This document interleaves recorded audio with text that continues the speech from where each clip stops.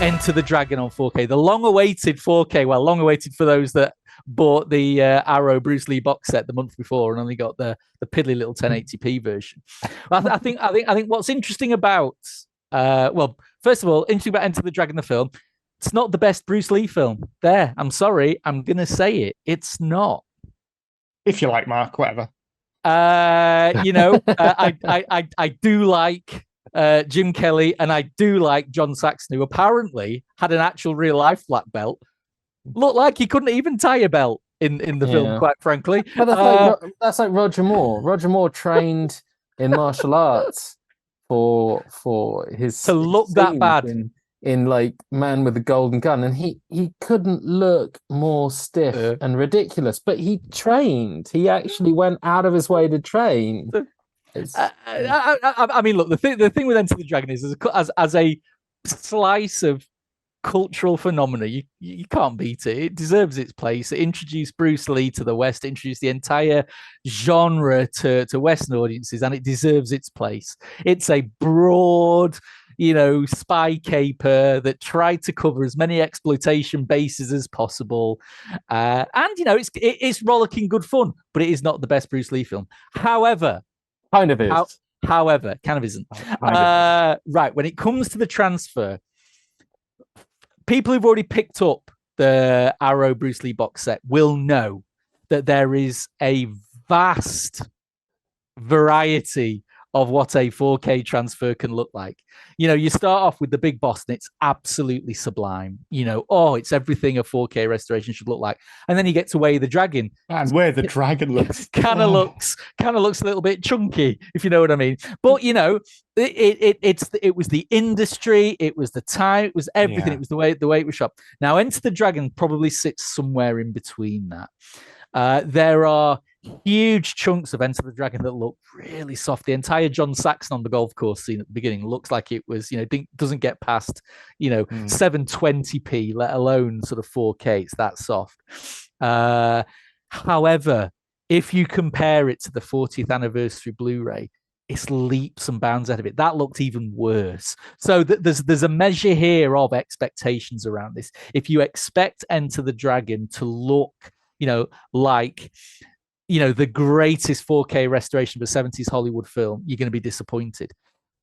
Place it in the context of Bruce Lee's other 4K films, and it's very good. It looks better than the Blu-ray did. The colors again are the main beneficiary here. The outfits look absolute. They look ribald is what they look. They're so bright. They're so rich.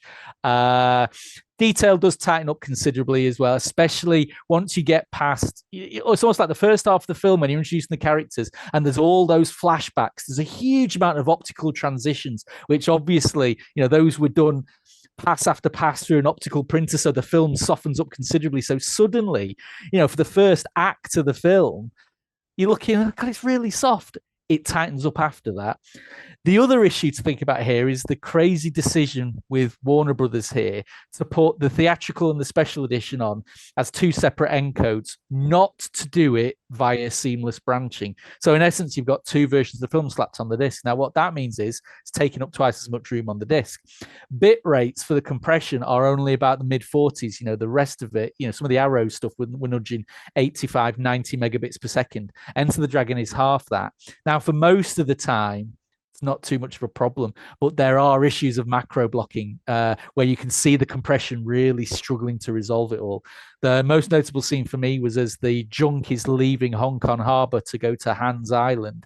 There's a scene where the junk's pulling out, the sky behind it, it's just Lego blocks of macro blocking and stuff like that. So it's not hugely problematic because that doesn't happen all the time. It's not all the way through, but I don't notice a lot of that stuff most of the time, but this really stood out to me, and it just questions the decision by Warner's to do that. The rest of it, again, it's the same. The new Atmos track, sorry, I nearly forgot. The new Atmos track actually is very good. It gives Lalo Schifrin's score a right royal rocket, and it's great fun. Surprisingly enveloping and engaging, surprisingly not too obvious in terms of crazy new sound effects. I was as impressed with the Atmos on that as I was on the Texas Chainsaw Massacre. Wow. But obviously though, what they've also done is they've stuck the OG lossless 2.0 track on there for purists. So you've got both, which is exactly as it should be. The extras roster, which again, over in the States, they got the 4K disc and nothing else. We get the 40th anniversary disc. It's the same block of thrown extras, in there. right? Same block of extras. There's some really good documentaries on there, some really good behind the scenes stuff. True. So for once, we came out swinging with that. So yeah, it can now take pride of place in your Bruce Lee at Golden Harvest set. And that's where mine is. Exactly. Well, it'd be where mine would be, but I haven't even taken my Bruce Lee set out the cellophane yet. So, but yeah, people who were worried that Warner's would cock this up after all the good work that Arrow did, it's 90% excellent work from Warner's. So yeah, good job.